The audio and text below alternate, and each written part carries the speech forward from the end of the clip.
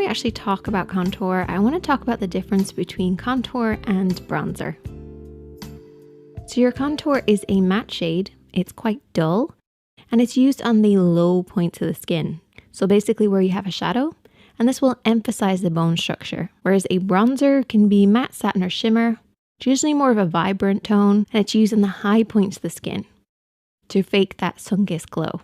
So when you're choosing a contour, you have to make sure that it works with your skin tone. If you have a warm skin tone, go for a neutral tone. If you have a cooler neutral skin tone, you can go for a cooler tone. And it should be at least one shade darker than your skin. It doesn't have to be too dark.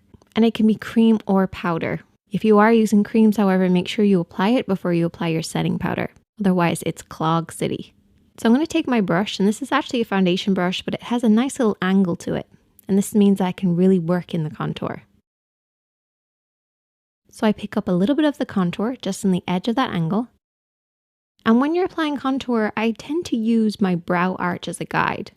I never want to bring my contour in too far. Some people like to use the edge of their eye as well, so you want to make sure you're adjusting this depending on your face shape. So I feel for the hollow of my cheekbone, and you can do a few funny faces, move your face around in order to find that shape. Or if you don't have it, you can always add it in where you want to.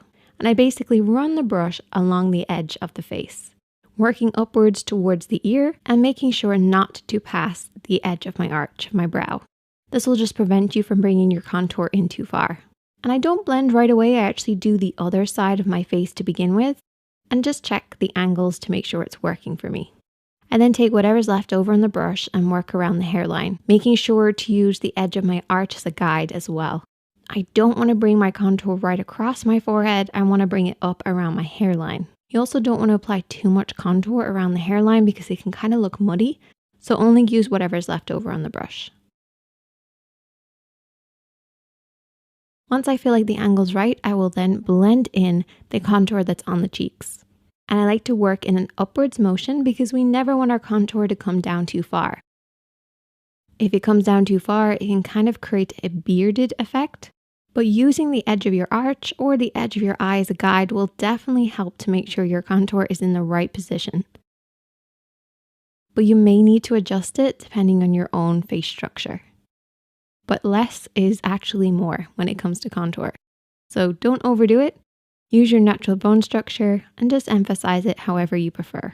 I know it used to be a massive thing here on YouTube, but I feel like more people are sticking to what works for them. If you do have any more questions about contouring, you can definitely let me know, or even just send me a picture of your